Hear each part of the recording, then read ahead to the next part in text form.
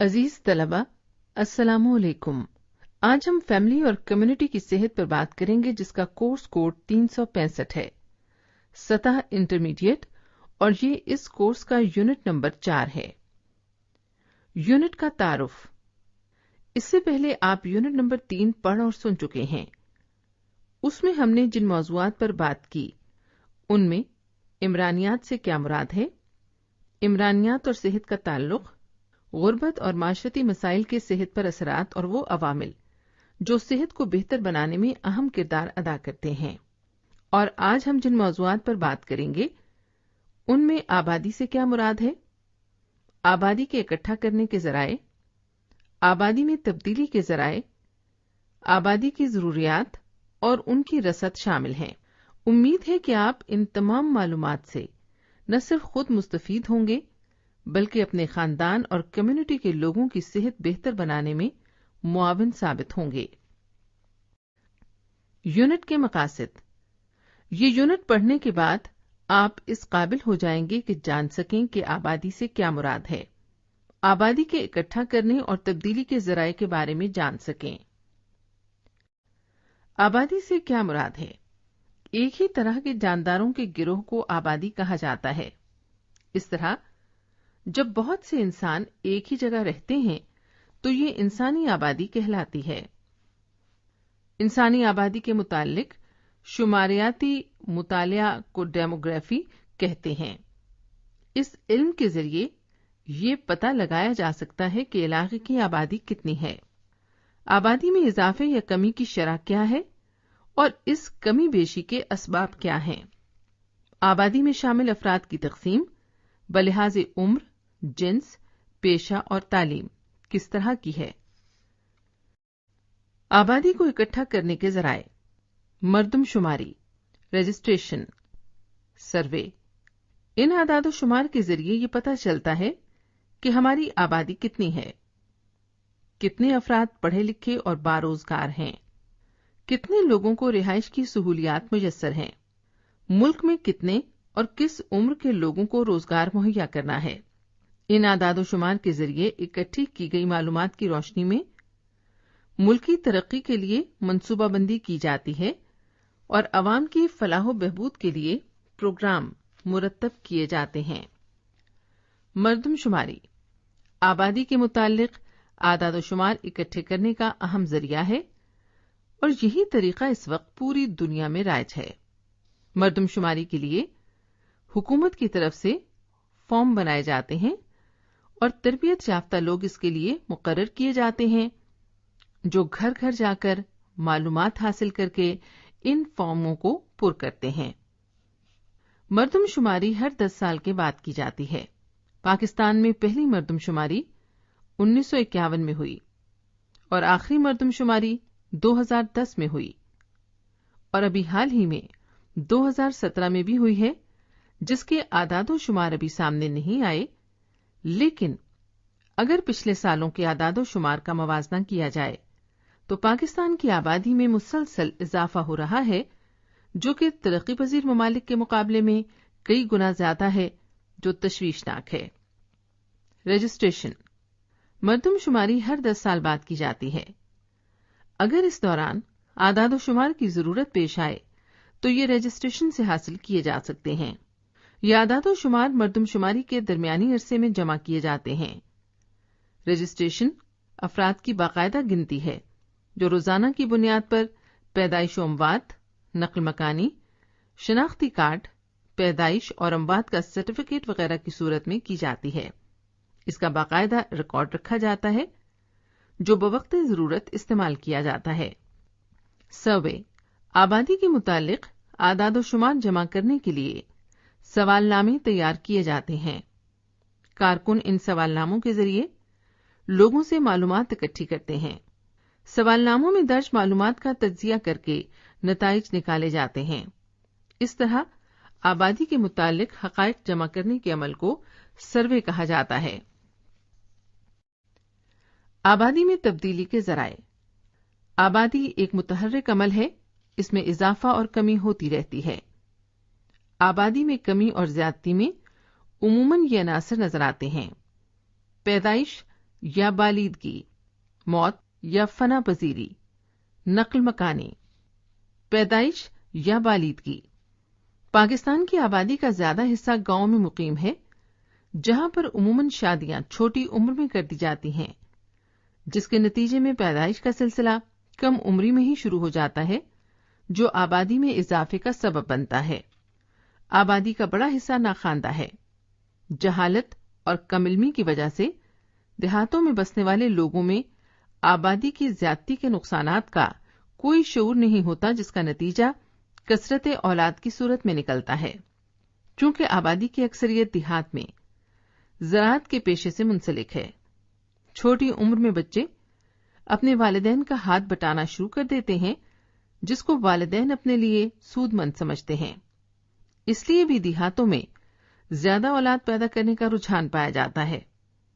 ایک سبب جو دیکھنے میں زیادہ آیا ہے کہ جن والدین کی اولاد نرینہ نہیں ہوتی، وہ بیٹے کی خواہش میں کئی بچے پیدا کر جاتے ہیں۔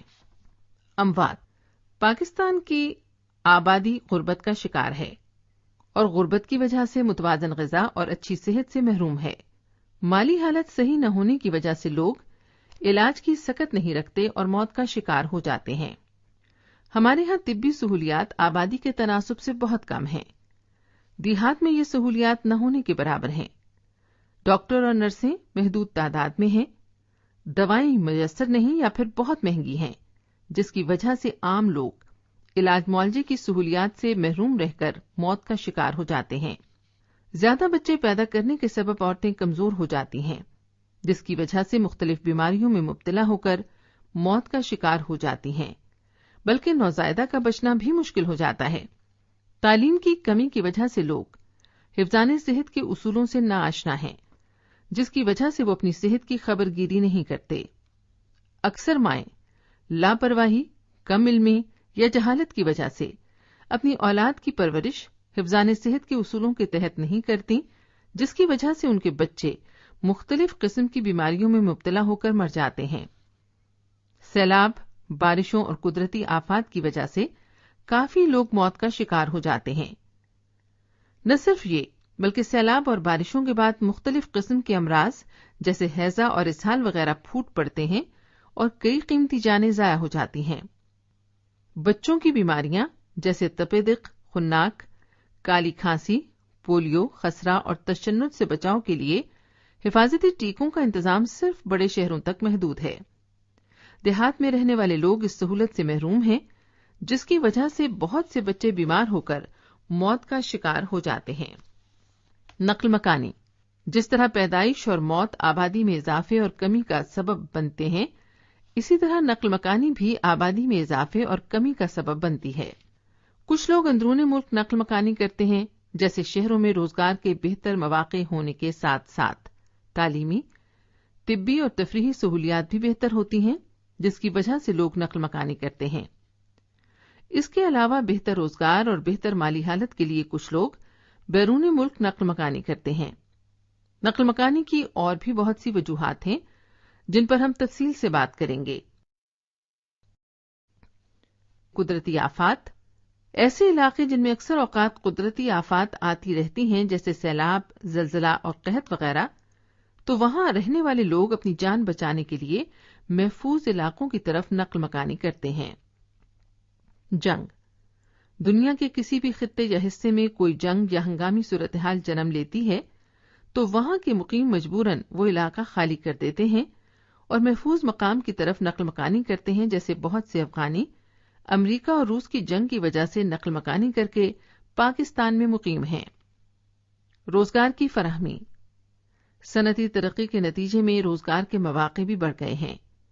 اکثر صنعتیں شہروں میں لگائی گئی ہیں، جس کی وجہ سے لوگ دیہات اور چھوٹے شہروں سے بڑے اور صنعتی شہروں کی طرف منتقل ہونا شروع ہو گئے ہیں۔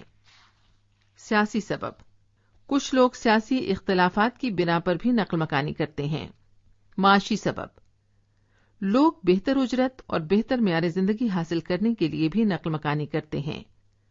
ہمارے پڑھے لکھے لوگ اسی وجہ سے امریکہ اور یورپی ممالک کی طرف نقل مکانی کے خواہش مند ہوتے ہیں۔ امیر ممالک محنت کشوں کو زیادہ اجرت دینے کے قابل ہوتے ہیں، یہی وجہ ہے کہ غریب ممالک کے لوگ امیر ممالک کی طرف ہجرت کرتے ہیں، جیسا کہ ہمارے کئی لوگ مشرق وسطیٰ کی طرف نقل مکانی کر گئے ہیں۔ نقل مکانی کے جہاں مثبت اثرات مرتب ہوتے ہیں وہاں منفی اثرات بھی ہوتے ہیں۔ جس جگہ نئے لوگ جا کر بستے ہیں وہاں آبادی کا بوجھ بڑھ جاتا ہے، جس کی وجہ سے رہائش، تعلیم، طبی سہولیات کی فراہمی اور روزگار کے مسائل پیدا ہو جاتے ہیں۔ نقل مکانی کے سبب ہمارے ملک میں بھی کئی مسائل پیدا ہوئے ہیں۔ آبادی کی ضروریات اور ان کی رسد۔ اب ہم ان بنیادی ضروریات کے بارے میں تفصیل سے بات کریں گے جو آبادی کے لیے نہایت اہمیت کی حامل ہیں۔ غذائی ضروریات۔ غذا انسان کی پہلی اور بنیادی ضرورت ہے۔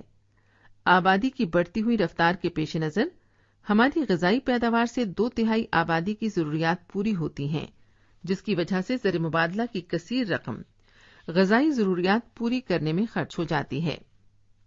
اگر آبادی کے بڑھنے کی شرح 3.1% ہے تو اسے کم کر کے اگر 1.8 کر لیا جائے تو پھر موجودہ پیداوار آبادی کی ضروریات پوری کر سکتی ہے۔ لباس۔ خوراک کے بعد انسان کی سب سے بڑی ضرورت لباس ہے۔ اس میں پاکستان خود کفیل ہے کیونکہ یہاں پر اعلیٰ قسم کی کپاس دستیاب ہے جس سے اچھی کوالٹی کا دھاگا تیار کیا جاتا ہے۔ اس دھاگے سے تیار کردہ کپڑا نہ صرف ہماری ضروریات پوری کرتا ہے بلکہ باہر کے ملکوں میں بھی برآمد کیا جاتا ہے۔ رہائشی ضروریات۔ غذا، لباس کے بعد انسان کی سب سے بڑی ضرورت رہائش ہے۔ انسان کو سر چھپانے کے لیے رہائش چاہیے۔ آبادی کا بہت بڑا حصہ اس سہولت سے محروم ہے۔ ایک اندازے کے مطابق آبادی کے لحاظ سے گھروں کی گنجائش کا تعلق ہے۔ ہمارے ہاں 3.5% افراد ایک کمرے میں رہائش پذیر ہیں۔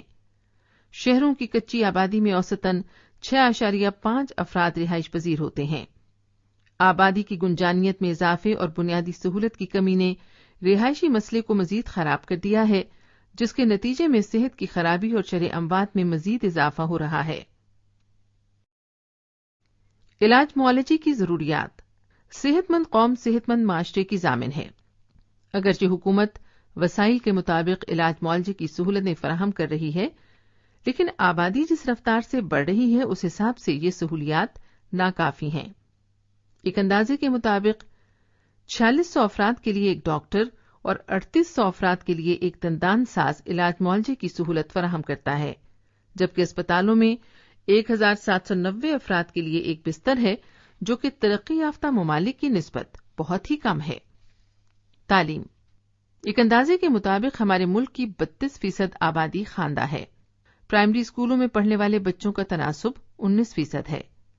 مجموعی طور پر پرائمری، سیکنڈری، کالج اور یونیورسٹی کی سطح تک تعلیم حاصل کرنے والے بچوں کی تعداد دیگر ترقی پذیر ممالک کی نسبت بہت ہی کم ہے۔ اس کی بہت سی وجوہات ہیں۔ ایک تو تعلیمی اداروں کی کمی، دوسرا غربت۔ غریب لوگ یہ سوچتے ہیں کہ بچہ پڑھنے میں اتنے سال ضائع کرے گا، اس سے بہتر ہے کہ کھیتی باڑی میں والدین کا ہاتھ بٹائے اور خاندان کی آمدنی میں اضافہ کرے۔ تفریحی ضروریات۔ انسان کو تندرست رکھنے اور کام کرنے کی اہلیت میں اضافہ کرنے کے لیے تفریح نہایت اہم کردار ادا کرتی ہے۔ اس سے نہ صرف صحت بہتر ہوتی ہے بلکہ جسمانی تکان دور ہو کر قوت میں اضافہ ہوتا ہے، ذہن تر و تازہ ہوتا ہے، لیکن ہمارے ہاں تفریحی ذرائع بہت ہی کم اور محدود ہیں۔ اگر کچھ ہیں تو وہ بھی بڑے شہروں تک محدود ہیں۔ چھوٹے شہر اور قصبے بالکل نظر انداز کر دیے گئے ہیں۔